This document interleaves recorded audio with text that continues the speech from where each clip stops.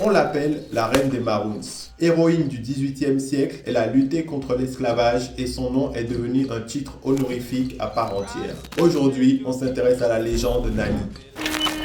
Née au Ghana autour de 1686 dans le royaume Ashanti, Nani et ses frères vont être capturés et déportés pour être esclaves en Jamaïque suite à la capture de son village par un clan ennemi. En Jamaïque, elle est vendue à une plantation de la commune de Saint-Thomas. Elle réussit finalement à s'échapper avec ses frères et se réfugie dans les Blue Mountains au nord de la commune. Ils se dispersent alors à travers toute la Jamaïque pour former plusieurs communautés de Maroons.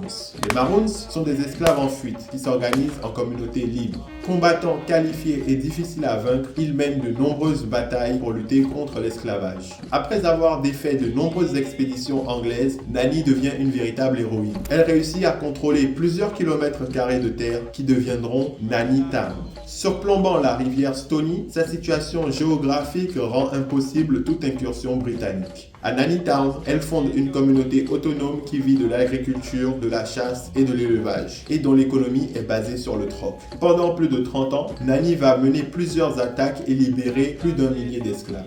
Dans sa communauté, beaucoup attribuent ses talents de leadership à des pouvoirs obéants. En bref, c'est un ensemble syncrétique de pratiques spirituelles nées dans les communautés d'esclaves et importées depuis l'Afrique de l'Ouest.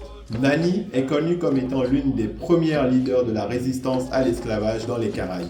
Elle est nommée héroïne nationale en 1976 et son portrait orne les billets de 500 $ jamaïcains. Par ses actes, son nom a transcendé sa personne et est devenu un titre honorifique utilisé pour célébrer une personnalité d'envergure. Mais tout ça, ce n'est qu'un résumé de l'histoire. Si tu veux en savoir plus, tu peux t'abonner à notre compte ou nous rejoindre sur notre site association-icom.com. Là-bas, tu y trouveras une fiche détaillée des personnages historiques noirs qui ont marqué l'histoire. N'hésite pas à nous soutenir, tu peux laisser un don, acheter un t-shirt ou un patch d'un de tes personnages historiques préférés. ICOM, c'est une association Made in Africa for Africa pour lutter contre l'ignorance.